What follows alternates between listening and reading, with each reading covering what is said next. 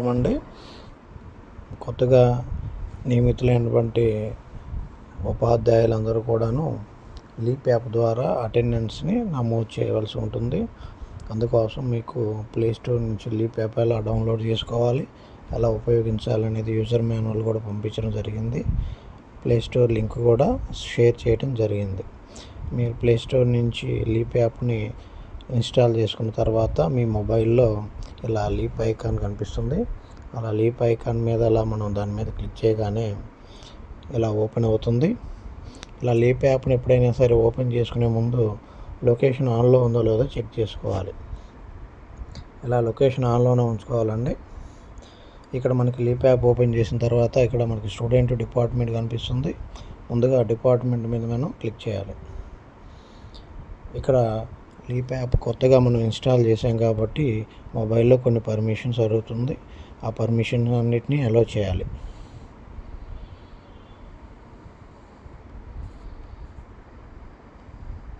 అన్ని పర్మిషన్స్ అలో చేసిన తర్వాత ఇక్కడ మనం యూజర్ నేము పాస్వర్డ్ ఎంటర్ చేస్తేనే మనం సక్సెస్ఫుల్గా లాగిన్ అవ్వగలము. ఇక్కడ యూజర్ నేమ్ వచ్చేసరికి మీ యొక్క హాల్ టికెట్ నెంబర్ చూడండి, MDACతో స్టార్ట్ అవుతుంది. తర్వాత 7 డిజిట్ న్యూమరికల్ ఉంటుంది. ఇలా ఇది యూనిక్ అనమాట. ప్రతి ఒక్కరికి వేరువేరుగా ఉంటుంది కాబట్టి మనం రిజిస్ట్రేషన్ అయ్యేటప్పుడు యూజర్ నేమ్గా మీ యొక్క హాల్ టికెట్ నెంబర్ MDACతో స్టార్ట్ అయ్యే హాల్ టికెట్ నెంబర్ని మనం యూజర్ నేమ్గా తీసుకోవాలి. పాస్వర్డ్ అందరికీ ఒకటేనండి. మనకి మెగా డిఎస్సి పాస్వర్డ్ వచ్చేసరికి మెగా డిఎస్సిలో M క్యాపిటల్ లెటరు, డిఎస్సిలో D capital letter _2025 mega DSC _2025 M మరియు D క్యాపిటల్ లెటర్స్. మీరు ఒకసారి లాగిన్ అయిన తర్వాత పాస్వర్డ్ మరలా మార్చుకోవచ్చు.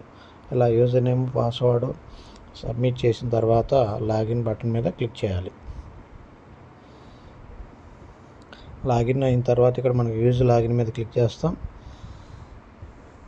ఇక్కడ టీచర్ అనే 6 బకెట్స్ కనిపిస్తాయి. School, student, teacher, governance, communication, dashboard. మీరు టీచర్ అనేటువంటి బకెట్ మీద క్లిక్ చేయండి. ఇక్కడ సింక్రనైజ్ అనేది చేయాల్సి ఉంటుంది. సింక్రనైజ్ బటన్ మీద ఎంప్లాయీ అటెండెన్స్ డేటా అనే పక్కన ఉన్నటువంటి సింక్రనైజ్ మీద క్లిక్ చేయండి.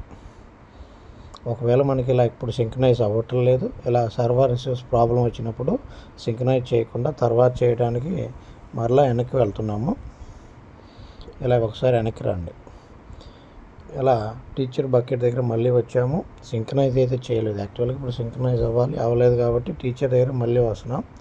ఇక్కడ టీచర్ దగ్గరికి వచ్చినప్పుడు టీచర్ సర్వీసెస్లోకి వెళ్ళండి.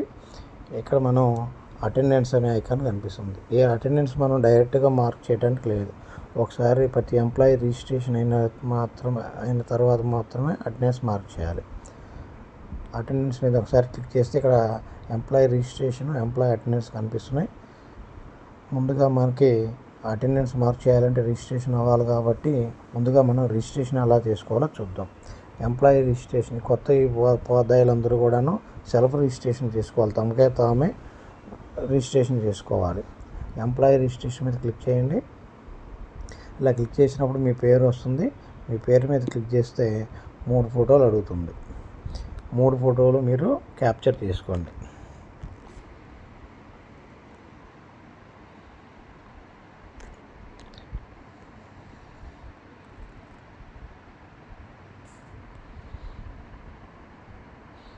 మూడో ఫోటోకు లొకేషన్ తీసుకుంటుంది.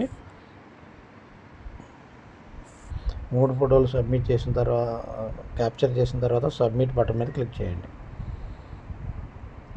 అలా రిజిస్ట్రేషన్ సక్సెస్ఫుల్లీ కంప్లీట్ అవుతుంది. ఇప్పుడు మనం టీచర్ సర్వీసెస్లోకి వెళ్ళి అటెండెన్స్లోకి వెళ్ళి ఎంప్లాయీ అటెండెన్స్ మార్క్ చేస్తే మనం సింక్రనైజ్ చేసుకోలేదు కాబట్టి అటెండెన్స్ మార్క్ చేయలేము. అందుకని మరలా మనం బ్యాక్ వచ్చి సింక్రనైజ్ చేసుకుందాం ఒకసారి. ఇక్కడ సింక్రనైజ్ చూడండి, ఇంటూ సింబల్ ఉంది, అంటే సింక్రనైజ్ కాలేదని అర్థం.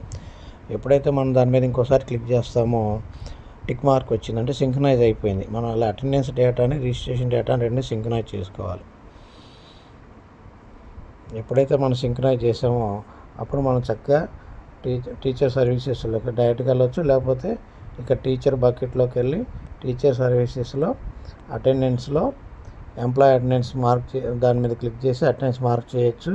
లేదనుకుంటే మనకి క్విక్ యాక్సెస్లో ఫస్ట్లోనే బకెట్స్ కింద క్విక్ యాక్సెస్లో ఎంప్లాయీ అటెండెన్స్ అని ఉంది.